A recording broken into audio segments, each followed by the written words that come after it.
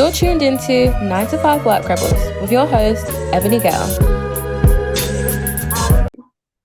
Hello, everybody, and welcome to Gems in Comms series special, brought to you by 9 to 5 Work Rebels in association with Hanson Search, the award-winning international exec search consultancy. I am Ebony Gale, your host, and today I'm really excited to be speaking with Advita Patel. Now, she is a communications and inclusion strategist, and she's the director of Comms Rebel. She's also the co-founder of A Leader Like Me, and also Calm Edged Rebels. As well as an EDI advocate as well. So as you can tell, Advita got a lot going on. You have a lot going on. I know. I like to keep myself busy, Ebony. I love it. Well, welcome to the podcast, okay? Thank you. Thank you so much. You're most welcome. And just to give you a quick bit of a background. So this is all about giving people of colour, we're working within comms, their flowers, okay? So this is your flower moment of, well done for all you've done within the industry thus far, the trailblazing that you have been doing. So it's kind of like your well done. And this podcast is literally saluting people of colour in comms at the moment. So that's what we're focusing on. So okay. I'm going to go straight into it, which is I want to ask you to tell us about yourself and exactly what you do. I know I gave a nice big intro there, but you can break it down for them a little bit. No, thank you. So I have worked within internal communication for nearly 20 years. And most of my roles have been in-house, in corporate life. So I've worked in aviation, I've worked in NHS, I've worked in nuclear. I've done so many different kind of roles. But I suppose about 5 years ago, I decided that I wanted to do something a bit different in the world of work. I have, because of my experience in different cultures and different organization industries, one thing that was certain was that everybody's very same. Yeah. The way we do things, the way we communicate, the way we handle change, the way we treat our colleagues, it's all very same. It could be different industries, but leadership style is quite similar. And it's Einstein, I think, who said, if you keep doing the same thing over and over again and seeing change and expect to see change, then it's a sign of insanity. Yeah. And I couldn't agree more with what he says, because I saw it. I saw people wanting to implement change, but expect doing the same thing to see change happen. And one of the big things that kind of came into my world around that time was around inclusion and diversity and equity. And I never really considered myself as a South Asian woman from the north of England at any point. I tried to hide that part of myself for a very long time. When I never intended to get into communications either. And the reason I didn't want to emphasize the fact that I was a woman of colour living in the north of England was because I didn't want anyone else to see that discrimination, which was a ridiculous thing because people saw it. Yeah, of course. when I was, so my degree was actually in information technology. All right. And I always wanted to work in tech, ever since I got my first home PC and we dialed up to that modem. Remember the old modems? Yeah, that and nobody could be on the telephone. If you're on the this is showing my age. I'm showing my age. But I loved technology. I loved how it could connect to people. I loved how it could collaborate. I loved how it made the world smaller. And I remember at 16 getting this at-home PC and the first modem and logging onto AOL. And I'm thinking to myself, this is incredible. So I studied IT, and it was my lecturer in when I was doing IT. There were 78 of us in a lecture, and there's only 2 of us that were women. Wow. I know. And I remember my lecturer in my second year or third year said, I really value and admire the fact that you're both of you, so me and my friend Sophia, who was there, are doing this course, but I have to pre-warn you, it's going to be really hard for you to get a job in the world of tech. And this is like late 90s, early 2000s, right? And there wasn't as much support out there for women in tech like there is today. Yeah. And I remember thinking, God, that's a bit rude. But do you know what? He's being quite honest. He was being honest, but he was honest and truthful because he was right. When I graduated, and I graduated with a 2-1, I did a whole website development thing, coded. So I used to do JavaScript, C++, HTML. Wow. I was a proper coder. And I loved it. I loved all of that stuff. But getting a job was an absolute nightmare. Wow. And when I did finally get a job, the boss in that job bullied me. And I didn't recognize bullying. I just thought that's just the way office culture is, because my parents worked for themselves. I never had that experience of being my parents coming home and talking about CEOs or or CFOs or office culture and how office etiquette. No, none of that. I didn't have any of that. My parents were entrepreneurs, and that's the way I was brought up. That kind of own business owners. Yeah. So I just thought that was a way of life, to be honest with you. But I became really miserable. And it was only when my mum and dad dragged me into their office one day, about 8 months into this job. And bearing in mind, my parents, there's, stereotyping here massively and generalizing, but the typical South Asian parents in the sense that they are very busy. We don't often talk about our emotions at home. It's a very much like crack on with it. Yeah. Don't make a massive deal about it, that kind of stuff. So my parents took me into their office about 8 months into this job and said, "You're not the person that we thought. You're not the person that you were. Wow. You don't seem to be happy. You don't seem to have any zest for life anymore. You seem to, they recognize that." And I didn't even see it in myself at that time. So I said to my dad, I'm not happy in my job. I just find it really miserable. So he's like, "Well, quit." Yeah. And to be honest with you, Ebony, that's the first time my parents had ever said, "Quit." Yeah. They've always said, being, coming from Kenya and India, as they both did in the mid 60s and early 70s, it was all about stiff upper lip, crack on, work hard, keep your head down, don't give up, prove your worth, work twice as hard, all of that kind of mentality. Yeah. And that's what I grew up with. So when my dad said, "Just quit," then I was like, "Really?" He's like, "Yeah, just quit." Shock to the system for you, right? It was a really big shock. It was a permission to do something a bit rebellious, right? And I think that was a little flavor of my first step into rebellious world. Yeah. So I remember going in the next day and saying to the boss, the woman, I'm leaving. And she said, I remember her because she went, "Oh, good, because we were going to have a conversation about how long you're going to stay here anyway." Wow. I know. What evil woman. Gosh, she sounds horrendous. Oh, it was terrible. You know what? At that time, I don't think I realized how much of an impact that first job had on me. I can only imagine, though. That's such an evil thing to say as well, especially your first job out of uni. You're kind of like bright-eyed, bushy-tailed. You're like excited to get going. And you've got this person who seems to want to make your life a misery. For what reason? Yeah, I know. God. But it taught me a lot of lessons. So one of the lessons it taught me was I was never going to put myself in a situation where I felt less than what they made me feel. Yeah. So I made sure that my whatever job I was going to get next, I was going to save a chunk of my money into my get out of here fund. So I would never ever be dependent on that salary, which is a privilege on me, to be honest with you, because I could afford to do that. But I was determined not to be ever made to feel less than what I'm worth. Yeah. So I went off. So I went off to Kenya, as you do. I went to go and find my epiphany and decide what to do in my life. And when I got back, I just got an admin job in a university, and I met my first mentor, Catherine, and it's the first time I'd been mentored in my life. And she worked in marketing, and I signed up to do a HR master's at this point. I was probably about 3 months into the program, and she says to me, "You've got a natural knack for marketing. Why don't you transfer your master's into strategic marketing and get into comms and marketing?" And I loved marketing. I went and worked in her team one day a week to kind of support them with student recruitment. And so I did. So I went back to my lecturer and I said, "I want to swap to strategic marketing." And I did. So I did my master's part-time in strategic marketing, and I worked full-time, and I just tried to get myself involved in more comms related jobs. Right. And the first job I applied for, proper comms job I applied for, was a marketing officer job. That's how it was sold to me, but in fact it was internal comms.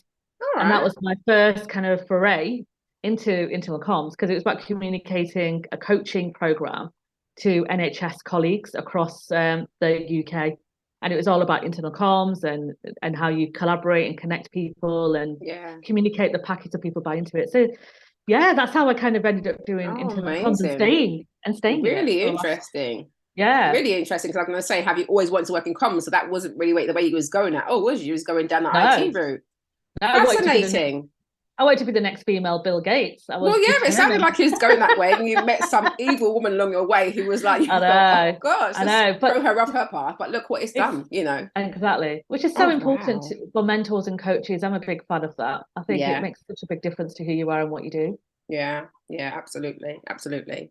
That's really interesting. So my question there is then maybe what attracted you to the industry of comms? What was it that got you really like, oh, this is something that's for me? Besides your mentor pointing out that you're good at it, what did you like about it in particular? Oh, I just, what I realized, probably, I only really realized it probably about 10 years into my career, but I was actually I loved writing and I loved connection and I loved all of that kind of work in school, but it was kind of beaten out of me. Okay. Quite not physically, not No, literally, no, I get what you mean. not The literally, fun kind of but gets drained out of it it was sometimes a and bit stuff. like, I suppose my parents, I was one of the first to go to university from my cousin group, and it was not English, and doing that kind of work wasn't really Wasn't seen looked as at as a, it's yeah, not they didn't see it as a career, right? And yeah, nobody in my school days had ever spoken about comms or PR. So, when yeah, you have visitors come in and talk about careers, we never yeah. had anybody from PR or communications come Nor in did to I, talk to about be PR thinking and about comms. that. Yeah, nor did I. Just never did. So what Yeah, you don't know, right? yeah, of So I course. didn't Yeah, realize this career kind of existed, and I love writing. And I yeah, remember writing little storybooks when I was, in my teenage years, and writing romantic stories. And I was a big fan of Sweet Valley High, and this is definitely yeah. showing my age. If any of your listeners, so I love that kind of American teen drama concepts. I used to write all these creative stories, but it was never encouraged. It was a bit like as a Interesting. hobby. Yeah, yeah, And I realized probably 10 years in my career that I love writing. I love communities. I love bringing people together. I absolutely adore the work, especially internal communication, where you can help leaders communicate better with their team so they can thrive in the work, and they perform and feel like where they're adding value and feel connected, because we yeah, spend so much of our time at work, and we absolutely. spend so much of our time with people that are not our family, that you have to be able to enjoy what you do to an extent. You want to be able to go into work and be valued for the work that you're doing and be treated well and have the communication. And that first boss taught me a lot around what not to do, and Absolutely. how and that's, and I don't regret that moment in my life, Yeah. because Well, it's she helped to definitely shape gave you, me, isn't it? Yeah. yeah, it does. And I always try and take these kind of terrible moments in my life to see how can I turn it around and make sure I'm learning my lessons from that. Yeah, And that's absolutely. why I love it, and that's why I stayed with internal comms. I did dabble in external and media Yeah. relations and all of that kind of stuff. I think you do, don't you? Try and Yeah, you find do. whether You see that's what you your like. Yeah. world. And there was a pull for internal comms for me. It was definitely, I just love everything about it, and About I'm it. Yeah. absolutely passionate about what Oh, it does and what brilliant. it can stand for. Oh, good. Good. Love that. Love that. I'm going to dip a little bit into sort of your lived experience a bit more here. So, one of the questions I ask all my guests is basically, when did you become aware of your ethnicity? So, I always talk about me becoming aware when I was around 11 years old, just started secondary school, and really going, heading into school and finding out and hearing about these rumors about this group of white guys, thugs, that would go and find black, brown people and would get razors and carve a smile into their face. And they were called Chelsea Smilers. So I remember being kind of petrified going off to school, just thinking, God, like these people really want to try and attack myself or anybody who's brown or black because of the skin we're born in. So obviously, you're born into the skin that you're in. You're in your family, you're at home, you're comfortable. It's like when you go to the outside world. And that was my moment of, oh, okay, became particularly aware, acutely Yeah. aware. God. It's shocking. Like, Yeah. for me, it was when I was about seven, I think, 7 or 8. And I remember my friends in primary school saying to me that they're not going to play with me until I wash my dirty skin. Wow. And so I remember going home and scrubbing my skin in the kitchen sink. And my Oh, mum catching me saying, "What are you doing?" And I remember yeah. that, it's weird what you remember of these conversations. I remember my mum kind of looking a bit, "What are you doing?" I said, Yeah. I'm trying to scrub my skin clean Oh, because wow. it's dirty." And she was like, That's so heartbreaking. don't be silly. You can't rub your skin clean. This is the color of your skin. Like, this is Yeah. who you are. So she asked me to explain what had gone on. And my mum kind of told me a little bit of the story, because I remember the memory of being told I remember going into the playground and my friends who were really good friends, as I thought they were at 7, your friends are a big thing to you. Yeah, of course. Just not coming anywhere near me and saying things like, "Oh, you smell," and this, and you're going to clean yourself, and just from nowhere, which kind of trauma. If I think back, it's quite a traumatizing It is absolutely experience traumatizing for a and that child was 7 years it old. is, Like, it's a yeah, lot. it is. And then we moved to, so that happened. My mum had a word with the head teacher, and I moved to different schools actually. And in the school I moved to, I was me and my sister actually were the only people of color in the entire school, and the area that we moved to was predominantly white. Right. And the first night we were there, somebody spray painted on our window, "F off home, you don't belong here." And I remember coming out of the house, and my mum kind of scraping with the scraper thing on the window. I could just see the outline of the black spray paint. Yeah. And I said, "Oh, what's going on?" And she went, "Oh, just nothing. It's just a bit of dirt. I'm just cleaning it up. You get off to school." And I would say the years from 10 years old till I was 19, I lived in a horrific racist area. Right. So our house was set on fire. We had fireworks through the letterbox. Mice came through the letterbox. I remember my parents buying me my first car, and it was smashed to bits the next day. Wow. And it was every single day I was reminded that I didn't belong in that community. And I think that really changed me as an individual, as it would when I started to head into work situations. When I mentioned at the start of this podcast that I didn't want to identify with who I was. So my sister and I both became very westernized very quickly. We wanted to belong. You wanted to assimilate, didn't you? You didn't want to be standing out. Yeah. Exactly. We wanted to belong. We wanted to prove these thugs and racists that we did belong. Yeah. So we stopped speaking the language at home. We stopped wearing our traditional clothes. We pretended to be someone that we weren't to an extent. We became very westernized very quickly. And even I remember going to my cousin's engagement, and everybody had the Indian outfits on, and me and my sister wore Western suits, and there's pictures of us wearing suits to this wedding. And when I think back, I'm like, so I was like 18, 19 at the time, and I remember thinking, what was I doing? But this is what happened. It's exactly, and it's exactly what happens when you don't belong and you want to belong. So when I went into the workplace, and after that first incident of that bullying thing, I refused to acknowledge, like I said to you, that I was this South Asian woman, and I refused to be part of any communities that were, Black, Asian, ethnic minority groups that they had in organizations. I felt that it was really kind of, not my cup of tea, wasn't my thing. And I used to proudly call myself the communications chameleon. I'm like, I'm a comms chameleon. I can adapt my personality to make sure everybody belongs. Not recognizing that me doing that, I was making other people comfortable and making myself uncomfortable to make them feel welcomed.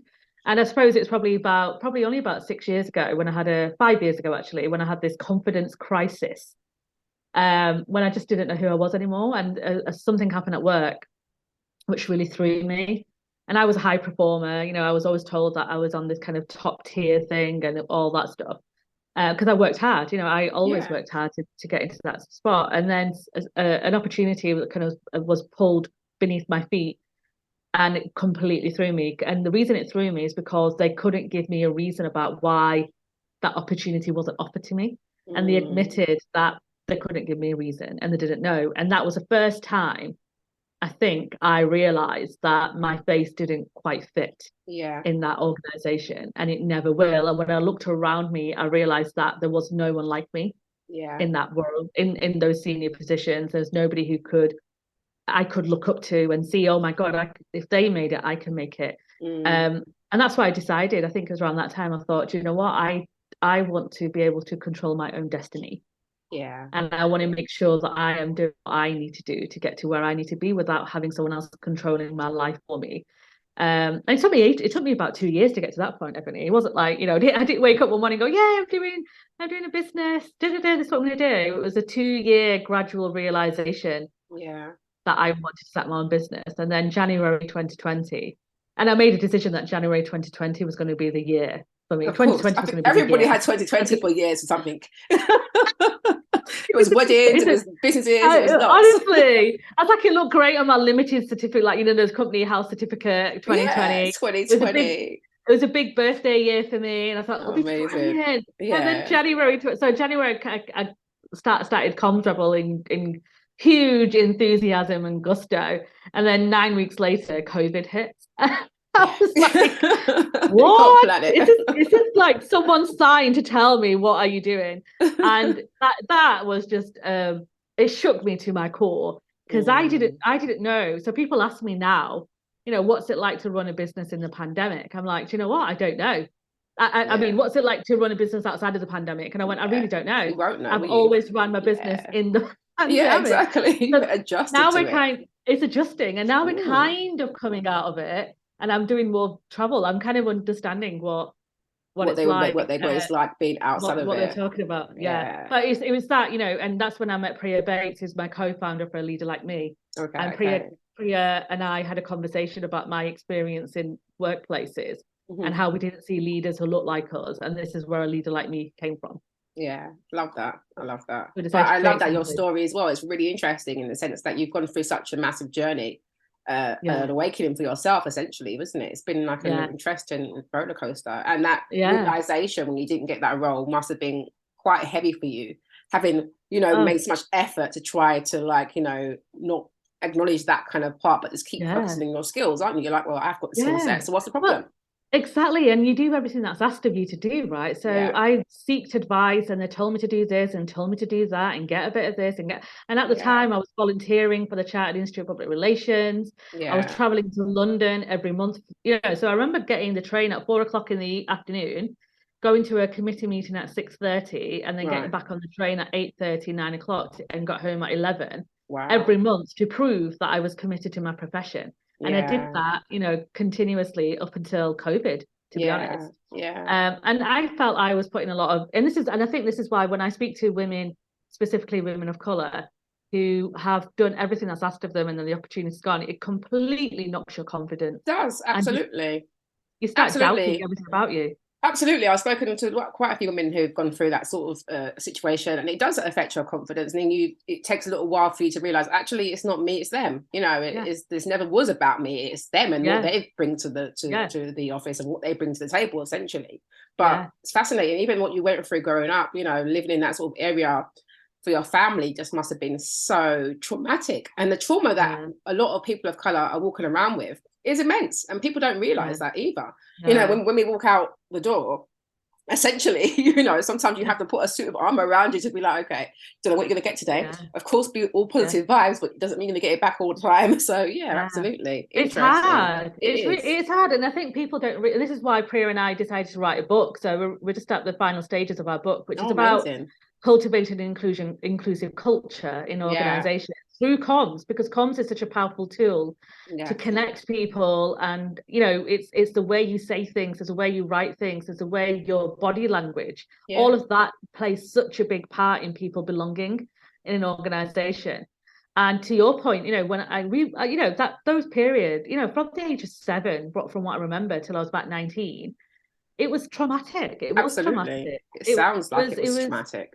It was, every single day I remember my sister and I hiding in our bedrooms, because my parents worked 12, 14-hour days. So we were never home. It's just me and my sister at home on our own, and seeing these gangs of thugs outside our house every single day, like throwing stuff at the house and worried that they're going to set our house was set on fire, to be honest. That in itself is so frightening. So frightening. Was it at night time? Was you guys in that property? We were there. So I was at home on my own, and they set the house on fire. I could smell burning. And I remember our next door neighbor knocking on the door saying, your house is on fire. And I think I was 17 or 16 at the time. And I was a bit like, what? Why? How cruel can people be and hate somebody so much because of the skin that they're born in? Exactly. And it was just, I remember my dad coming back from work, and he was like, and I was crying. I remember crying, and I'm not a crier at all, but that was like just such a traumatic thing. And he was saying to me, it's fine, just don't let them see you cry, because all the neighbors were out, like watching what was going on. Right. He's like, don't let them see that they're broken you. Just carry, and kind of keep it together. And it kind of, keep it together. And I suppose that's where that whole stiff upper lip British mentality came in a little bit. But my parents went through equally horrific things, and I'm sure other parents did as well in the 60s and 70s and 80s absolutely. and 90s, you know, the marches and F marches that used to take place, and the skinheads, and like you just said, you know, there used to be the Paki bashers, let's be honest, that's what was going on in the north of England. I heard about that quite a lot in northern England. I heard quite a lot about that. And then you've got, I mean, over down in, well, South London or in London itself, you had people like, obviously you had NF at one point walking around protesting. But from what I remember, kind of around my school time, later school time, was Stephen Lawrence. You know, that was huge as well, you know, murdered black teenager, you know, so there's a lot going on. But to hear there's a lot going on. There's so much, and it's just so heartbreaking to hear that, you know, your house is on fire. You know, it's just unbelievable. All because of your beautiful skin. So sad, isn't it? I know it is, but you know what? One thing I really like, it has made me so. You can just go two ways, right? You can either be the victim in that situation and be in that moment and just never really get over it, or work at it and prove yourself and everybody else around you that I can make it work, and I will make it work, and I will prove all of you wrong. And that fire, it was that fire in my belly from that age on that I was like, I'm not having this. I'm not having this. Like, I am so, I like that. I am outspoken, you know, and I will speak up for other people. And I have seen and witnessed so many things in my workplace where people have been treated appallingly, and I will say, that's not on. You cannot do that. And this is why I wanted to do something called Comms Rebel, because I recognize when you're not rebellious and you're not being a bit mischievous, or you're not putting yourself out there, you're allowing other people to create your own narrative for you. Absolutely. And I think, agree on that. And it's not great, is it, when other people make assumptions about who you are because of your gender, your sexuality, your race, your religion, whatever. And to your point, which is why I love your podcast, is that you're digging into the stories of different lived experiences. And if you look outside of our world, people do put you in a box, right? So you're black and brown, you know, all the Asians are together, all the black people together, without recognizing that every single one of us have such different experiences and different intersectionalities of who we are. Exactly. And if organizations could just spend a little bit more time and energy in understanding that, we wouldn't even have to talk about equity, diversity, and inclusion. I mean, that's the thing. I have conversations with friends all the time and say it'd be just so nice just not to have this kind of conversation anymore. Because it's like, shouldn't everyone be getting it by now? It's not rocket science. It really isn't. So really isn't. I find it super frustrating at times, and it's just like, really, you know, it should have. Then you've got other organizations that are making good strides. And you're like, okay, look, good. You know, I always try and look for good examples. I'm like, surely there's great stuff out here. And you know, that's why I like doing this podcast. You know? And things have moved, you know, things have progressed. I know it feels like we're going really slow at times, but if you think back to early 90s, even right back in our parents' generation, but also further on in the 90s stuff, things are progressive. People are at least starting to recognize and talk about it to an extent. There is danger of, you know, Priya and I always say that the light is dimming on it. You know, the George Floyd murder absolutely pushed the agenda forward. But I feel like people should not have to be hurt or murdered for it to be recognized this is an important part of everybody's life. Exactly. And I think that's, you know, and I do work with organizations to help them recognize that and understand what inclusion means to them. But things are changing, and we need to recognize that, yes, there's a lot of rubbish things that are going on in the world right now, and we hear more of the rubbish things because of the social media side of the world that we're in. Of course. And all the kind of misinformation out there and all that jazz. We have to be a bit mindful about what's being shared with us. But I make a point every single day to find good news stories, because I think that's so important to our mental health. You know, we could easily just fall into this pit hole. I always say pitfall. Hole of just disastrous stories, right? Because we're surrounded by it. But we're surrounded by bad news sells all the time, because bad news always sells. So make an effort. You know, if anyone's listening and who feels a bit meh or a bit down or a bit depressed about what's going on, then go and find those good. They exist. You know, I mute and block on my Twitter all the time. So my 80% of my Twitter feed is like unicorns and rainbows, honestly. I love that. I love it because I'm like, it's my feed. I can curate it as I like. Exactly. I talk about that all the time. That's a good point. You know, you've got to really curate what's coming into your space. And I say that all the time because, you know, especially with things like WhatsApp, you get videos sent to you all the time, all kinds of things. And I'm just like, actually, I don't want to see this. I'm not on that kind of frequency. This is not what I want to see. Exactly. So literally, I'm just trying to curate what it is. And I always think of that as frequencies. Like, what frequency do you want to tune into? Well, I want to be Exactly. positive. I don't want to hear about Yeah. anything negative. So I'm gonna stay over here, happy and Yeah. clappy. Thank you. Yeah, exactly. And that's a Essentially. decision and the choice that everyone should be able to have, right? And Yeah, I understand there's privileges around that, but to be fair, you've got to protect yourself first. You've got to protect your mental well-being and your mental health. And if you're struggling with any of that, yeah, nobody is ever going to care about you as much as you're going to care about yourself. It doesn't really exactly. matter. And I And say that's this, something that we've got to remember, because I feel we've like we got to get so remember it. wrapped up in life and Yeah, work and what we're yeah, doing. I mean, I'm guilty of it myself. You turn around and you realize actually you're not putting yourself first. You know, you're not even no, thinking about how it's impacting you. You're on autopilot sometimes. You're like yeah, worrying about everybody else. It's like, yeah, no, you know, you've got to also worry about yourself yeah. in that space. You've got to So care for yourself. You do, definitely. yeah, completely agree with you on that. Right. So I wanted to also ask you, Advita, about whether you felt, you know, your race or ethnicity has held you back in your career, whether you've actually experienced or witnessed racism within the workplace. And if you have, how was it handled? Yeah, I would say the first experience I had, I wouldn't say I can't ever say if she had a problem with my race or the color of my skin or anything like that. I don't know if it was just me as a person. It's really difficult to know. But and I've been very lucky, I suppose, in some of my roles. I've had pretty supportive managers who have been very generous towards me and given me the support. However, there is one incident or thing I do want to talk about, and that was when I met one of my comms friends, and it's the first time I met a colleague who was working in comms who was of color, and she was a black Okay. woman. Okay. And I'd worked in comms for 80 years by this point, and I'd Right. never come across a person of color who worked in comms, which is Wow. just That's horrific. baffling. I That's know, absolutely horrific, actually. I know, But I eight know. It's years. really 8 years. It was 8 years, and I think it could have been because I wasn't probably networking as much as I was in my early career. I was in the north of England, so it wasn't as diverse in that world of comms. It still isn't, to be honest. Let's be honest with you, with Yeah. ourselves. Yeah. So I met my colleague and friend when our organizations merged, and she was the comms person in the other Okay. organization, Okay. and she was probably 15 years ahead of me career wise. All right. And so I saw her as a mentor, I would say, Yeah. informal mentor, Yeah. because I remember. But what happened was I remember my boss, I suppose she was a boss of mine that wasn't as supportive as she could have been. And if I think back to her behavior, she was pretty passive aggressive, a lot Okay. passive aggressive actually. Yeah. I remember her giving me a book, Eat, Shoots and Leaves, the Oh book yeah. about grammar. Yeah. In my one-to-one, she passed the book over to me and said, "You may want to read this book." And I was like, Oh "Oh, wow. right," thinking that is a generous gift. And when I took it Yeah. home and I read it, it was all about poor grammar. Oh So she was wow. inadvertently telling me that my grammar needed to improve, and she Yeah. never once given me that Never once feedback in spoke any to of you my about reports. it. Yeah. It That was sounds just such a dark. bizarre thing. Yeah, really So bizarre. bizarre. And yeah, and it was just awful. And I remember when they went off to meet uh, my colleague, and they said, "Oh, I'm going to go meet the new comms person." And when they came back, she said to me, "Oh, they're going to be really hard work. Going to be really hard work." I was like, "Oh God, I don't need somebody who's going to be hard work. I need someone who's going to be very supportive." And Mm. then when I met them in person, they were incredible. They were Yeah. vivacious, energetic.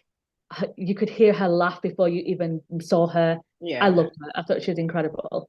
But what I did, and she'd just come back from breast cancer surgery. Oh So wow. she'd been off sick for about 9 months a year. So she just come back Right. into the workplace. Yeah. And So she she's needed telling support. me, yeah, Not to be exactly. vilified, essentially. Yeah. Yes.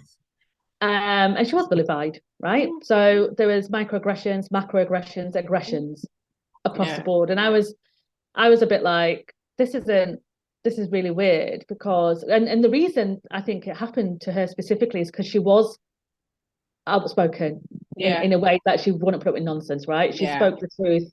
She put her hand up when she felt something wasn't right. Mm. She didn't just keep her head down and just nod along. And I don't think people like that, but they definitely didn't. So it was the odd comments like, oh God, not her again. Oh, can't believe she's giving me that feedback. Oh, she's just such hard work. Oh, she don't work. All those little tiny little Yeah. things. Yeah. And I think the pinnacle moment for me, and all of it was making me so uncomfortable. And I remember kind of saying to my mum, well, actually, I said to my mum we went to a meeting, and there was HR director, the comms director, and a couple of other directors. And she asked for, so my friend asked for a chair to support her surgery. Mhm. Can I have a chair because I can't work without no armrest? And they Yeah. were like, yeah, that's absolutely fine. Just order one. So she got her stuff and she, oh, thanks. And she left the room and I was still clearing up papers and stuff. And I overheard the HR director say to the comms director, well, I hope that now means that she's going to work hard and put the work in. Oh my gosh, what is And wrong with that these just people? absolutely threw me. And I Yeah. thought there's other women who have returned from traumatic experiences from Yeah. breast cancer, from other surgeries, and they haven't been treated in that way. Of They've course been not. treated very differently. And I remember coming home The to my mum saying this, microaggressions is disgusting. oh, it was just awful. And then I came home to my mum and said to my mum, I can't believe this was said. And my mum said to me at that point, she said, this is just, this is life for people who are not white. Yeah. Like, we're not the dominant culture here. Mm. We We're are on, globally, but not we here. are Yeah. globally, Yeah. globally, but in this country, we're not the dominant culture. Yeah. We're far and few between. We don't get the support. People see us as a hindrance. There are people Mm. who don't like us just because of the skin color. We've experienced this from the area that we lived in, Yeah. earlier on. So I knew that this just wasn't right and it was You knew it aggression. was racism and stuff, but you couldn't, it's hard to 100%. prove because it's microaggression, isn't it? It's not that they're It's not so coming hard. out with the N word or the P word and No, saying things. Do you know what I mean? no. They do it It very was so hard. underhanded. It's always, yeah, it's It was awful. awful. It was just awful. And I remember, and they never said anything to me. Like never once had they, when I remember speaking to her and said, how are you doing? She said, oh, yeah, fine. But then about 3 months after all of that happened, I left the organization to go and move on to a new job.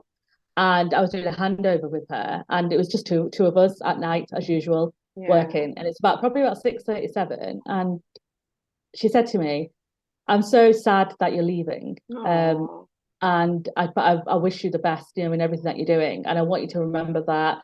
So one piece of advice I'm going to give you is that when we look the way we look in the profession that we're in comms and PR, we're going to have to work so much more harder than anybody else to prove that we belong in this space because there are not many of us in this area. And it was actually at that point I realized that I had to join the Chartered Institute of Public Relations to expand my network outside of the northern kind of world. Yeah. And I went off to my new job. And as you do, you lose touch with people, don't you? Like you do when you move jobs. And I misdialed her name because I had the same person in my team with the same name as her. And she picked up. And it was one of that really awkward, like, oh, I've not spoken to you in about 6 months, and how are you doing, kind of thing. And she's like, oh, hi, how are you doing? I said, I'm really well. I was like, I'm so sorry. Just been so busy with this new job. She goes, oh no, don't you worry. I'm so pleased for you. And I said, how are you doing? And she went, not well, actually. She said, I've relapsed and I'm going through treatment again. But you know what? The only thing she could talk about on that call to me at that time was how she's going to go back into that workplace and prove everyone around her wrong, that she This did is what belong. she was worrying about when she's fighting what she's fighting. And that's because she didn't feel supported in her workplace, clearly. Because if you felt supported, you wouldn't be thinking, no, you wouldn't care, about would you? that. You wouldn't No, care. you wouldn't. You wouldn't Your care. health comes first. But that's how much it gets into our psyche as well, because mentally we have to deal with that. You go home, you're like, well, I've worked hard. Why am I not accepted? So exactly. gosh. Exactly.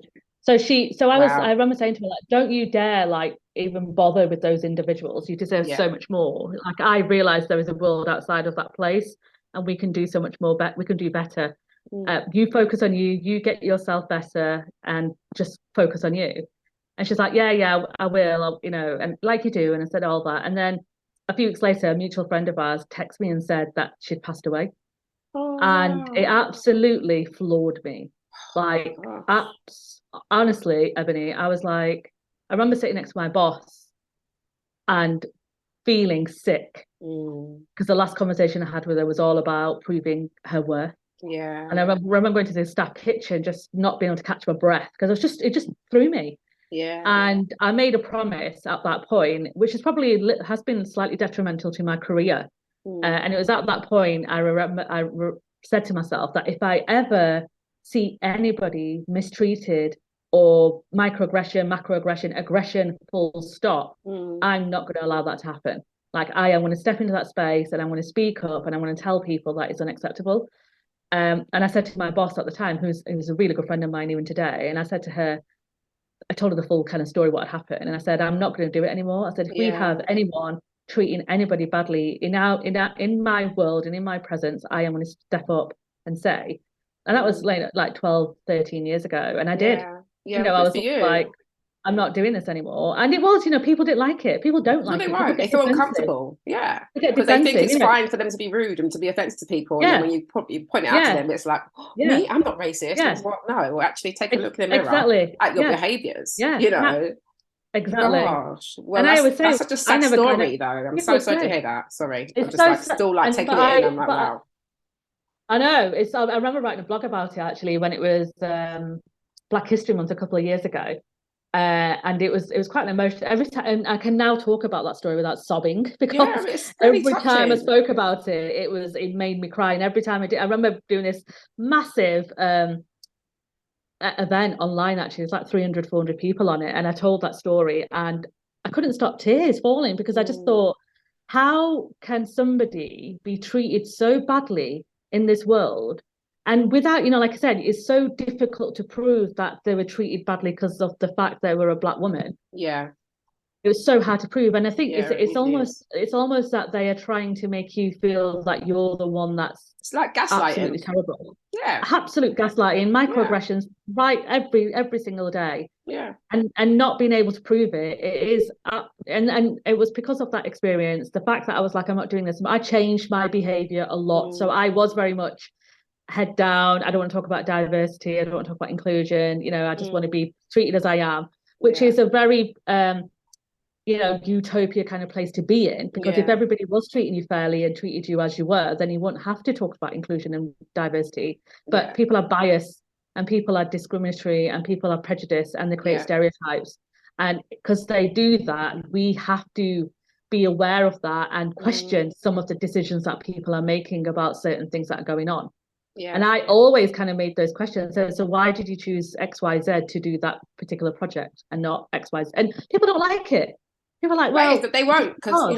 they're going to be like, oh, because of this or because of that. But You get it actually defensive. they would do, but you're putting a magnifying glass. Sorry, you're Yeah, putting yeah, that literally over the yeah, issue and yeah, shining it at them, and that's where it feels uncomfortable. But growth yeah. is uncomfortable as well. So It you is. You know, have to, and the thing is, what in my experience, people aren't malicious by purpose. yeah, You know, but it's based on their lived experiences, their irrational beliefs that they've grown up with, the mm-hmm, environment that they've been in, behaviors from others who look like them and behave like them.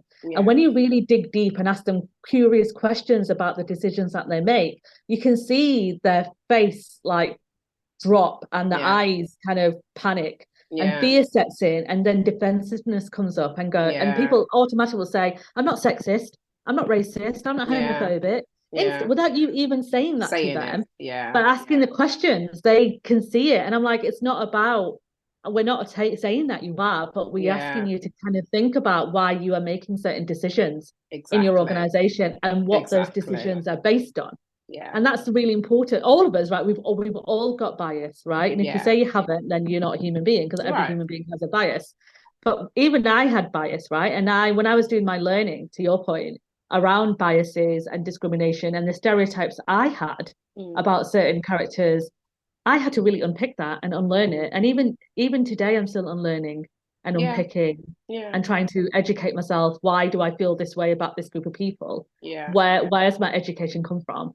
And that's all we can. And as communication professionals, you know, we spend so much of our time communicating to others that it's our mm, duty to understand people and to yeah. understand the people that we're That's working why I with. get slightly frustrated with our industry because I feel like we spend so much time doing these sort of things that Yeah, then you've got some in the industry that are doing some great things, then you've got others in the industry that I feel like are just being very performative. And I find that yeah, really frustrating because it's like, well, hold on a yeah, minute, can affect real change. We do it in organizations all the time.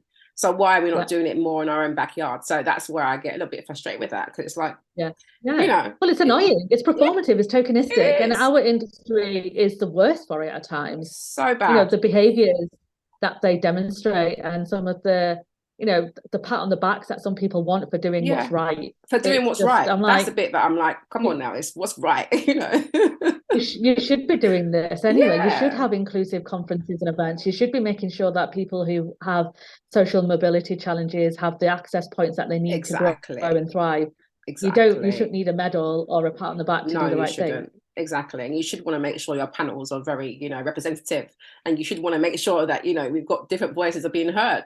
because essentially we are about Yeah. communicating. So why we're not making sure that we're hearing voices within as well, you know? So I find that really, really fascinating. So your story you shared, I suppose it was more on because my question was going to be, was there ever a time you wish you spoke up about something? And I suppose that would be your friend, wouldn't it? Oh, every single day. Like I've really had to work on it because I was making myself feel really guilty about the whole thing. And then I had to realize actually the environment that surrounded the both of us didn't allow either one of us to thrive in the right space. And it wasn't. And all I can do, you know, I'm all about, you know, things happen for a reason at times in terms of the situation, and you learn from that. And as long as you're learning and as long as you're developing and trying to change that, then that's all you can really do. And every single time I feel panicked about saying something that I know I need to say, because I have the privilege to say as well at times, I think about my friend, I think about the situation that she was in, and I remember, and I think that I never want anybody on this planet to feel excluded because of who they are, and feel like they need to prove their worth to other people who are just disrespectful of who they are. So anytime I feel that kind of I should really say something, I don't know what to say, I will say it, because I remember that. And because I don't work in-house anymore, it's I own my own you've got company. that freedom now, don't you? I've got the freedom. I've got the freedom to say it. So have you ever, sorry to cut you, is there ever been a time where you have been in the actual workplace where since your friend's passing, when you've had to kind of say something in the workplace environment? Every single day as well. It is, you know, I had to be like, I give no hoots about this kind of behavior. So a classic example is International Women's Day. And I remember this male director, coming over and speaking to one of my colleagues about an event that she had volunteered to speak at. Right.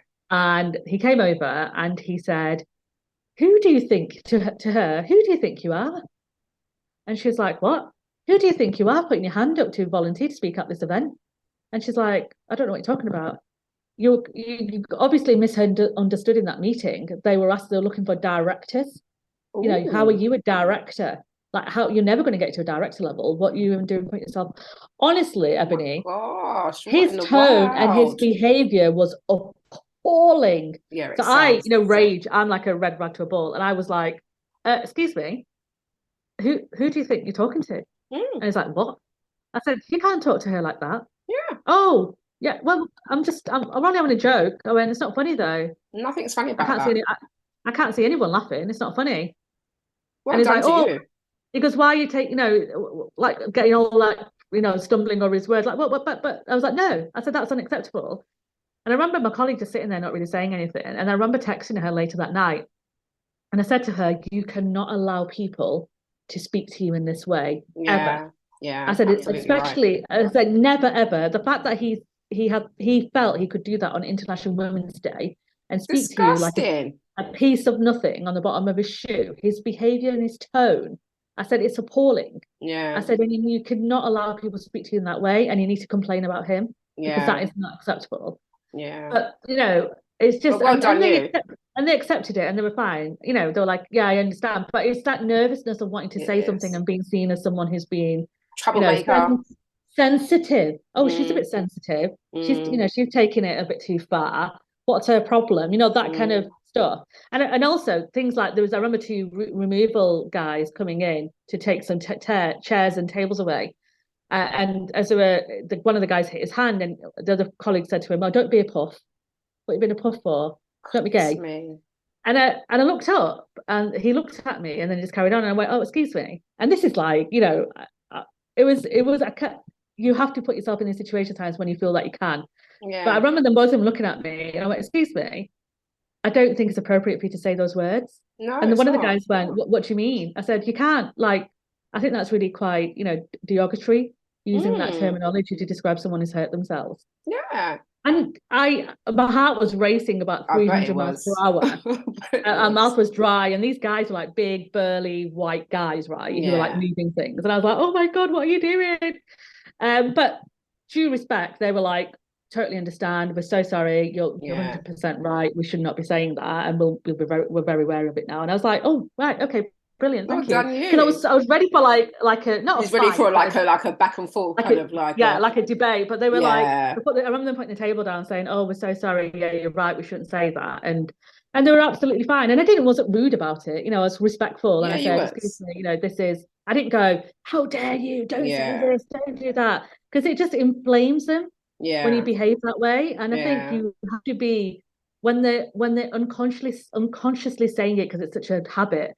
You know the difference between people who are being mean, like that leader, that director who's being yeah mean to my colleague, yeah and that's when that red flag to a ball, and your tone does shift yeah to a group of people who are just a bit unknowingly ignorant, yeah, just a bit saying stuff, ignorant and just ignorant. using things that Yeah, they might have parents might have said back in the day, yeah, and you just kind of exactly, pick up the same kind of exactly, lingo, and then you become exactly. aware of Yeah, it and thinking, oh, actually, why am I saying this? You know, there's yeah, sayings that I exactly. say, Yeah. and you think, not like derogatory sayings, but there's things that you hear and you think, where did this saying even come from?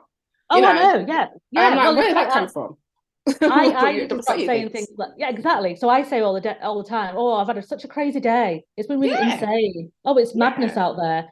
And yeah, I'm really paying attention a lot to mental health and well-being, and I'm trying yeah, to stop saying those words because it yeah. demises the experiences of people do have mental Do health have illness issues going on, and who are absolutely. struggling. Yeah, exactly. So Yeah, I try not to say. So I use words like vibrant or oh, it's been very different kind of day to day. You know, and try and yeah. avoid. But it's a learning curve, right? And everyone It has it, is. and you No shouldn't one's really ever. perfect. Yeah, you've No got to one, learn. nobody, Yeah, nobody is perfect. absolutely agree with you there. Well, that was really interesting. So I want to take you into what I term code switching. So, you Yeah. know, when you're at home, you might be a bit more chilled out. I'm at home, I might be like a bit more dropping into a bit of my, patois or whatever I'll do. In the workplace, I never would really do that, apart from maybe with a few people who maybe would understand the dialect. Yeah. But in the normal context and setting.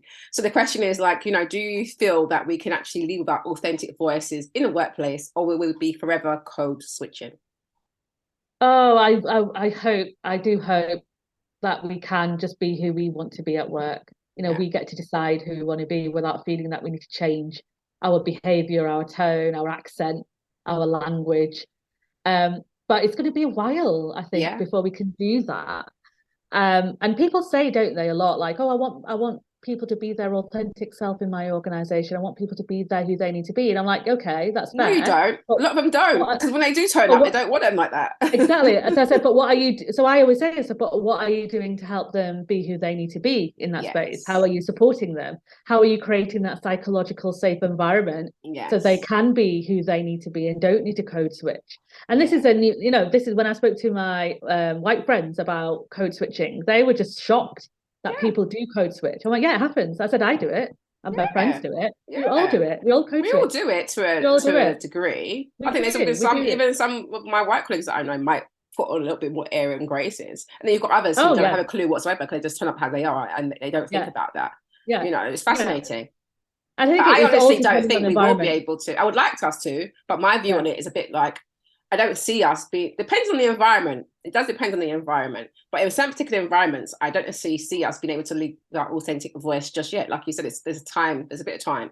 You It's not know, safe enough. it's It's right not. now, That's the it's not problem. safe It's enough. not safe enough. That is the issue at the It's not moment. safe enough to do it. Yeah, It's I not safe agree. enough to do it. And I think we're already dealing with the visible discrimination that we often get for being who we are. I Yeah, think as soon as you start truly bringing your authentic self in, some environments are definitely changing. There's no question about yeah. that. But most environments don't have the safety that they need, Hmm. the education that they need, and the support that people need to be their true authentic self. Yeah.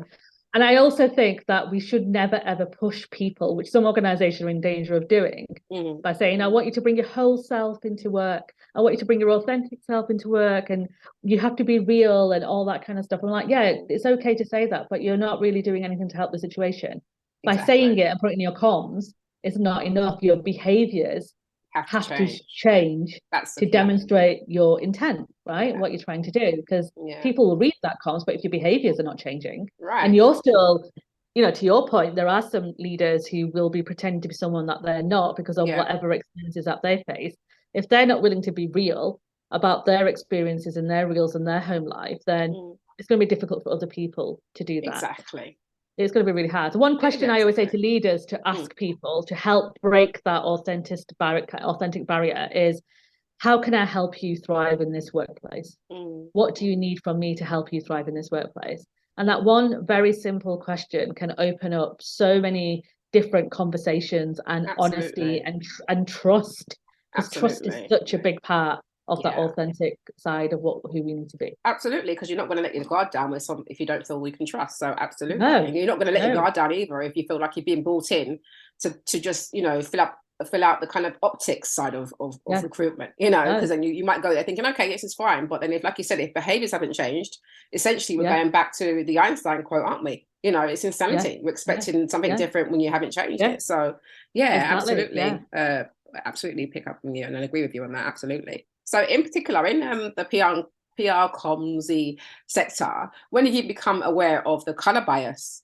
Have you always been sort of aware of it, or was it something that you later kind of realized? Like for me, I realized once I got more active because I joined the CIPR quite young in my profession, and but once I got more networking, I became more aware of what it was like in terms of makeup. Then when I joined the Women in PR Committee board, that was really interesting too, because I was the first Black woman to be on the board. And then going to a lot of the events, networking events, it's just a sea of white women. And it was just like, Yeah, yeah, wow, it is just so biased in this industry. And obviously, you see it yeah, more when you're out networking. When you're in your job, doing your job, it's like, well, okay, you might see yeah. people of color throughout the organization, because I don't love in-house work. So for you, was you always aware, or was it something that you kind of realized later on? No, it was probably, well, I hadn't met a person of color up until about 7, 8 years in my career, so I knew there was a Yes, problem in our you knew there was a industry. problem. Yeah. And when I was on social media, which is where I did most of my networking before I joined Chartered Institute of Public Relations, I didn't really have anybody of color that I followed in the Right. PR and comms world. Didn't know anybody, especially Yeah. internal communication at that time. Okay. And that's when I made the conscious effort to take the energy and go down to London Okay. and meet people face to face. But to your experience, when I walked into rooms and conferences and events, there was like one or two of us, I would Yeah. say, of Yeah. color in that room. No men of color. I never really saw men of color who worked in internal comms, specifically not Yeah. PR, but internal comms. And then I started to do the odd one, and then I went to like the more national conferences, and I saw one or two people. But like to your point, I was a bit like, what is going on here? Yeah. Like, why are we not seeing people? They do exist, I know they do, Yeah. but where are they? What's going Yeah. on? And when Priya and I created A Leader Like Me, we naturally attracted communication professionals who worked in the industry. Mm. And we had 30 women on our first cohort, and I would say 28 of those women worked in comms and PR. Mm. And we spoke across the globe, and we spoke to them about visibility. And we said, you have to be visible so other people can see that there are people like them out Yeah. there. And don't ever feel that you can't be, so change your egg photo on Twitter into a proper photo. Mm. Talk on LinkedIn about some of your experiences and what you're doing. I said, you don't have to Mm. talk about work, like your work experiences, because I know Yeah. some work organizations can be a bit challenging to get Yeah. permissions to talk about stuff. But I said, but you can talk about yourself. You can talk about who you are. Because the more Yeah. people who get to know different cultures and different communities and different people, the better it's going The to be for your better. own knowledge. Yeah. And you can encourage each other. So like I know you've spoken to Sudha Singh. Sudha was one of our founding members of A Leader Like Me. Yeah. And as was Tila Clayton and Shalini Gupta and Nafisa Shafiq, these women who were not invisible by any stretch, but were definitely Mm. not as visible as they are today, because there Yeah. just wasn't any encouragement at that time, I would say, to put yourself out there. And I know Sudha has done some incredible work within the PRCA. Yeah, she She, has. she, she was named as one of the top 25 innovators with Provoke Oh, Media. amazing. So she's, and Tila's doing a PhD at Leeds Beckett University in comms and PR. So, Shalini's got an incredible, like these women have got such incredible stories. Yes. And all because I would say part of it, not all obviously, but part of it's definitely down to the community that they're surrounded by Yeah. and the Which support that helps. they get around that community, and knowing that you're going to have this incredible network of women who are going to support you whatever you do and will champion you and will give you the encouragement and confidence to get out there and be seen and be heard and be recognized for the contributions you're making to our industry. Mm. Because let's admit it, our industry is very slow at doing that. Yes. And it's not doing, I mean, it's changing. I mean, I have to say CIPR and PRCA both are changing, I would say a little bit taking time, but it's been making slow changes, but still changes. Slow change, but the changes. You say slow progress is better than no progress. Exactly, progression over perfection, right? And that's what I always. And so I speak to Karai at PRCA, Alistair at CIPR about certain things. I know that the D&I committee at CIPR, they're doing incredible work, and it's about time. They're doing fantastic stuff, but we have to champion each other as women and as women of color, or as people of color in the industry in PR and comms. We have to champion each other. We have to support each other. People will try and pictures against each other, right? Oh, X, Y, Z is doing the same as what you're like. It doesn't matter. No, like we have to support each other. Cheerleaders. Absolutely agree with just you. Just be cheerleaders. Champion each other, high five each other. There's enough support out there and work for everybody. So let's just support each other and champion, because if we don't do it for each other, then what hope do we have to change minds and hearts and perceptions outside of our own marginalized community within the UK and US and Canada and places like that? We have to champion each other and support each other. Exactly. Really important. Really important. Like you said, even with like I said, CIPR, I've been a member of them for ages. I do the Independence Network, and so Alistair also agrees that people who tune into this podcast get 3 CPD points, which I was really happy about. Amazing. Even that's really great, because it's actually encouraging people to tune in and learn about other stories, which I really appreciate. And Corey, he helped us kind of share it in the network as well, which is good. But it's good. It's about tapping into the networks. I agree with you on that. And as I mentioned those guys, it kind of leads me nicely into your thoughts on allyship and what it means for you, and what's a kind of a good example of allyship to you. That's what I wanted to throw your way. I am a ally. It was Ruchika Tulshian who spoke on our Diversity in Action conference that Priya and I hosted a couple of weeks ago, and she says that ally should be a verb. And I completely agree with her. Okay. And it's about doing things, right? And not just saying things. And it's not about saying to your friends, you shouldn't really say that. It's explaining why they shouldn't say that. Yeah. And being the anti, right? So being the anti-racist. Yeah. And making sure that they understand the why behind your rationale. It's okay to say, oh, I don't agree with that. And then, being quiet, but going a bit further as a true ally, doing things and showing your support and saying, actually, why don't you have representation on this panel? It's really unfair that we're not seeing people of different ethnicities and different, and different genders sitting on this panel. Why does it always have to be that marginalized or underrepresented person who always have to speak up about that? So an ally is somebody who has nothing to gain in any of this, right? They are championing and supporting and doing things and actively doing things to make a difference. And I don't think you can say you can, I've got this thing about calling ourselves allies for the community that we're supporting. It's only that community that can call you an ally.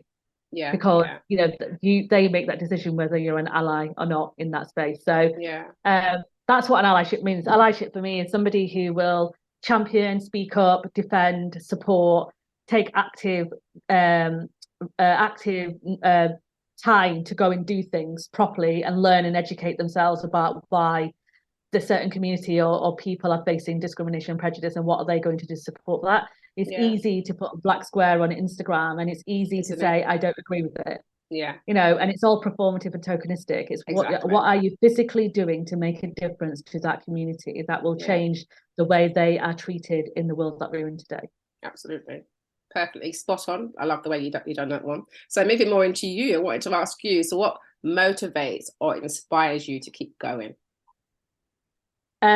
Seeing the changes that people are making to help others thrive, so seeing some of the people, so working with organizations and helping them understand what inclusion means through communication, and seeing the outcomes of that, and seeing that how much fulfilled people are and how they are thriving and progressing, and seeing the community, seeing them be seen in this space as well, and recognizing that they are making a difference and giving them the confidence in doing that as well, because a part of what I do is confidence coaching and helping people build their confidence in who they are and understanding who they are and understanding what their self-esteem is, and all that makes such a big difference. So it's always outcome led for me. It's like, what difference am I seeing and what difference am I making? And one of my favorite sayings is, small ripples will create big waves. Absolutely. And we may think we're not making a massive difference, or what could I possibly do in this complex, complicated world that we live in? And I'm like, do what's within your remit to do, right? Everybody can make a difference, from being that anti-racist or anti-homophobic or, you know, whatever, to calling people out, to championing others in your community and network, or sharing people's names if you think they're going to be good for a particular project or a job. All of that kind of stuff makes such a difference. Calling out event organizers and saying, here are a list of people that you could have on your event to make it more representative. You know, these are great speakers, that kind of stuff, you know. And when I see people doing that and taking active action in doing that, that makes me feel that what work I'm doing and the pain that we sometimes go through to this work is making a big difference. I hear you on that one. Thank you for sharing. And I wanted to ask you also, what did you find most challenging on your journey so far? Because you've had quite a journey. I think, you know, just finding my voice has been hard. You know, how do I contribute to this world? What am I saying that's going to help people thrive and grow and do things differently? You know, when I decided to call my business Comms Rebel, I kind of tiptoed into it a little bit. I was so worried, and I got trolled in my first year of business. You know, I was receiving honestly, I was receiving proper hate for my name and for everything, and it was quite discouraging. For your name, and you know, I'm a rebel, so I'm like, hello, we're not having any of that. I know. Stuff. Okay, this is 9 to 5 work rebels, so we're rebels over here. I know, and this is we need more people like us out there who are willing to take it. But it can drag you down, and that year of trolling and then uncovering who that troll was traumatic enough, to be honest. Wow. It took my breath away a little bit, and it kind of ruined my mental health, I have to admit, at that point. But externally, you know, you show up and you do the work that you're meant to do. We always do, don't we? You do. You show up, right? People depend on you, and you show up. But I say that was that period of my life in the first year of business, first year, 18 months of business was definitely tough for me, because I panicked and I worried, and I thought, does anybody want to work with me? Am I going to make my business a success? You know, and everybody goes through it, you know, in your business. And I think that was my kind of challenge in that first kind of 18 months. And because of the community, and I know we've spoken about community a lot on this podcast, but the community, the people around me, my friends, my family, the networks, people like you who are constantly championing, supporting, talking to others, recognizing the work that people are doing, it gives you hope, right? Yeah, it does. And it gives you motivation, and it inspires you. And it's so important that we continue talking to different people and seeing different people who are doing great stuff out there. Completely agree with you on that. Absolutely. Thinking about yourself as when you was an employee, you know, and also thinking about the work that you do in terms of coaching and, you know, the work you do around the EDI, you know, what would you want from your employer? What makes a good working environment, basically, is what I'm trying to get at. I think one of the big things when I work with organizations is, what does inclusion mean to you? Yes. You know, what does it mean to you, and how do you help people belong? And until you understand that part of what it means to you, you can't help change, and you can't make change happen. Because regardless of what people say, it's leaders who will make the culture in organizations. And if your leader is not demonstrating, you can do everything you like at a certain level, right? You can put in the policies, you put in the procedures, you can tell your line managers to do X, Y, and Z. But if your leaders, your core leaders who are driving the strategy and the vision and the mission of the organization, that are responsible for that and not changing their behaviors and understand what it's like to include people, nothing is going to change. So my hope for organizations that I work with is understanding the big why. Like, why are we doing this? What's the purpose of us doing what we're doing here? And the second thing is, what does it look like to you when everyone is thriving and everyone belongs? What does that feel like? What does that look like? What does belonging mean to you? And until we understand that, we recognize that in ourselves, we can help others do that and champion others. So what am I doing? What personal accountability am I taking here to make sure that my colleagues can thrive when in this organization? And how am I doing that? And until we can take that personal accountability and understand our personal learning areas, then we can move to organizational level. Because we need to bring people with us on this journey. And it's, as you said, it's a hard journey. So my tagline, whatever you want to call it, is, you know, helping workplaces make a difference to people so they can thrive in the work that they do. And that's the big thing. So what are you doing differently to help people thrive, and how are you doing that? And like I said before, that people aren't intentionally malicious. You know, 90% I would say I was going to 95%. say there's a large percentage that's not. There's a small percentage that Huge. are, but but it's the majority. Majority of people are generally kind, generally generous, considerate, good people who are trying to do their best in this world that we're in. Sometimes they make mistakes, like we all do, and they make decisions based on bias, and they make decisions based on other people's influences, and they make decisions based on pressure, peer pressure, and finances and resources and all that kind of stuff. But I always encourage them to kind of really think about what is it that you're trying to achieve here and why you're doing what you're doing, and slow down your thinking. Because we work so quickly and we make decisions so quickly, which is important in the world that we're in. But there are certain things that we do need to slow down our thinking on and take that time to really reflect on why you're making certain decisions about certain things that are going on. Agree. And then my next question around that is more about, for you, I mean, you touched on it earlier, I suppose, and it's about having that environment, but what does diversity, equity, and inclusion really look like? And it is that, isn't it? It's just making sure everyone's able to thrive, essentially, isn't it? And we talk about, and equity specifically is important to me rather than equality. Is important, don't get me wrong, but equity is key. It is about that fairness. It's very key, and I feel like a lot of people can get around doing things by using equality, but equity will mean that you have to bring people up in line with where they're supposed to be. And so I'm definitely more like you on that one. I'm with you on that. And making allowances for people who don't have the privileges of the platform afforded to others. Exactly. And you have, it is like you said, it's a brave thing to do, because people will argue that's not equality. And I'm not the biggest fan of leveling the playing field, because I think that term has kind of lost its meaning a little bit, but it is about bringing people to equal platforms, right? And making sure that they're not starting 10 steps behind you, and you're doing everything in your power to bring them on the same level starting point as everybody else. And that's it. And we from the school education system, which we know is broken at times, to workplaces, we all have a responsibility to do that. I agree with you on that one. And moving quickly into your proudest moments, can you tell us about one of your proudest moments? Could be work or personal, or just a particular career highlight you can share with us? I think right now it's the book, being commissioned to write a book. Amazing. That's been my proudest moment. I never thought it would be possible for me to write a book at all. And the fact that Priya and I did lots of research in business books, and there aren't many women of colour writing business books specifically around internal comms and inclusion. So that moment when we got the yes from Kogan Page, who are our publishers, to say, yes, we want to commission you to write this book, we were thrilled to bits. It's amazing. Because, it's hard. I'm not saying it isn't. I've had moments of despair, and I thought, why on earth am I doing this? Writing a book. I had this vision of like sitting on a beach in a beach hut, walking across, listening to the waves, doing a bit quite like how it goes. No, it really wasn't. I've been sat in my garden office every single weekend since June, trying to write my chapters. I heard that. And it hasn't, and it has not been as easy as I thought it would have been, or at least as glamorous or romantic as I thought it would have been. But do you know what? I am so it's available for pre-sale. So when I saw that it's on Waterstones, it's in Barnes and Noble, it's on Amazon for pre-sale already, pre-order. Pressure.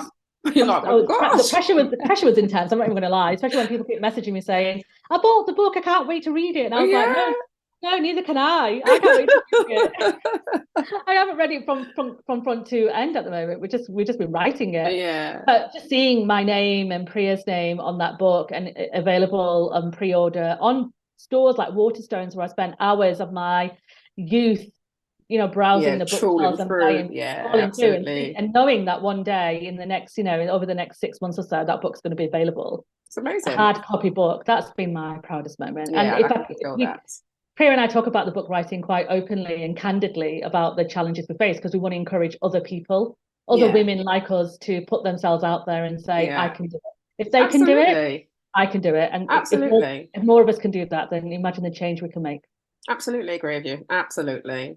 And a couple things about the industry. So what are your thoughts on how the industry will evolve over the next few years? And what key lessons have you learned throughout your career that you might want to share with our listeners?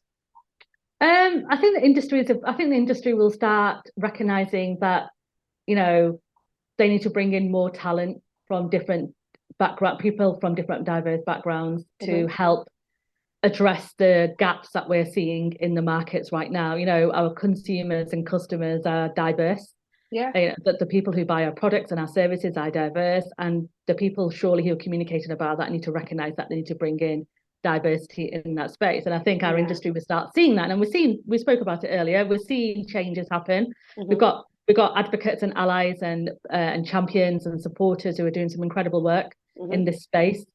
Sarah Waddington, Steve Waddington in that Socially Mobile course, which is brilliant, helping people who don't have the privileges to afford courses. They're putting them through a 10-week program, which I think is brilliant. Elizabeth Danuka is doing incredible work with BME Pros. Yeah, she is. And she's I would say she's a pioneer, spearheading all of this work, looking up to some of the stuff that she's doing. And she's been doing it on her own for a long time. She has. And you've got even UK Black Comms Network. I went to one of their events last week. UK Black Comms Network. Kamika, they're all doing Kamika, all the work that they're doing. And, not even and appreciating the energy and the effort it goes into doing these things without much support from anybody else, to be honest with you. It's exhausting, it's tiresome. You'll often have to defend the stuff that you're doing. You'll always get some haters saying stuff to you, but now I can see the memberships being supportive and, to your point, accrediting courses and programs and things like that, so people can get points, so they know, it's incentive for them to listen. Exactly. And people, Priya and I created the underrepresented speaker list. We've got 125 names on that list, and people email us saying, from the industry, to say thank you so much, because we now expanding that network and we invite people to talk. That's great. I need to get on that list. Get on that list. Get on that list. Honestly, that's good.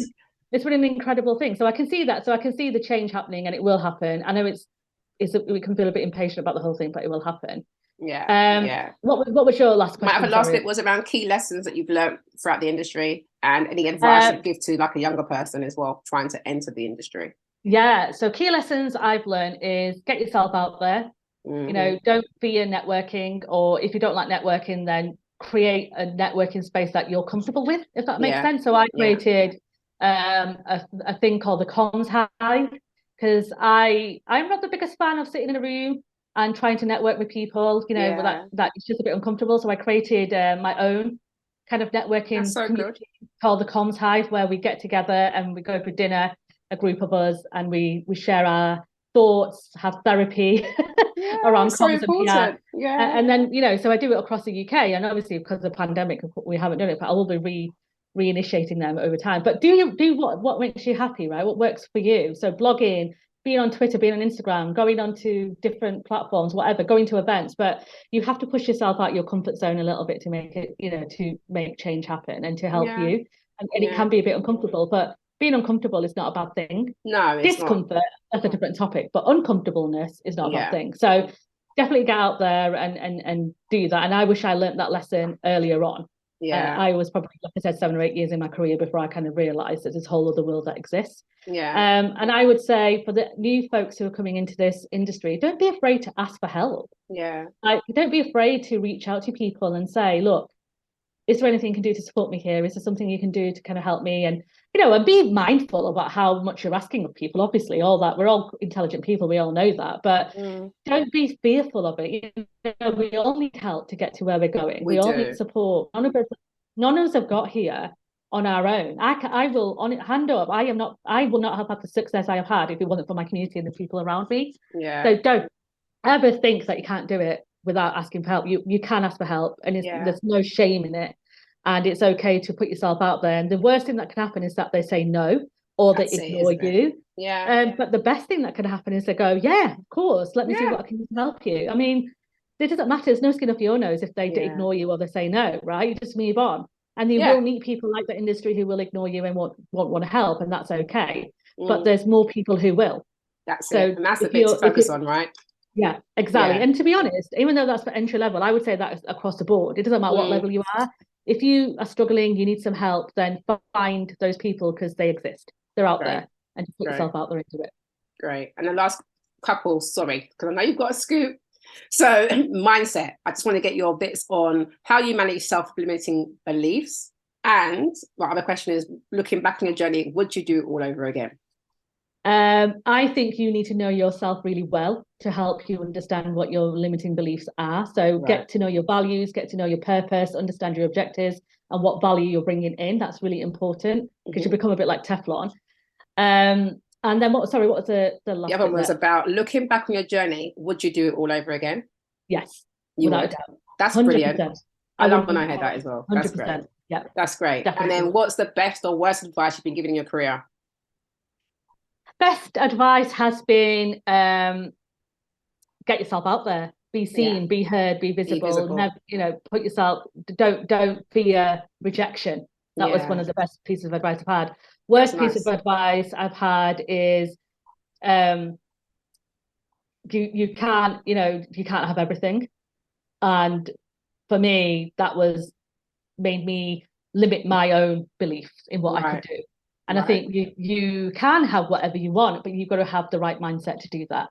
Yeah. And that probably wasn't the best advice because it stopped me putting myself forward for certain things that I wanted to do, because people are like, oh, you can't do everything. Don't think you can do everything. And that's fair to an extent, but it's up to the individual, and everyone is different. It is. It's an and you've got to be honest. You've got to be honest with yourself, right? What is your capabilities and what support do you have around you to do what you need to do? Exactly. So, yeah, that's what I would say. Okay, and this is my final question, which is, do you have any rules that you've implemented along your career journey that you can share with us? Rules? For me, no. Mine used to be things like when I was working as an employee, it used to be like, well, if I don't feel like I can progress within, then I don't feel any way to step out and get promotion and, make sure you're working in that way. That was one of the rules that I had. And one of the other rules that I always had was always have questions when you're going in for interviews and look at it like it's a two-way process. Do you want to work with them? Just like they want to work with you? Yeah. I mean, as being a comms rebel, I'm not always the best with rules.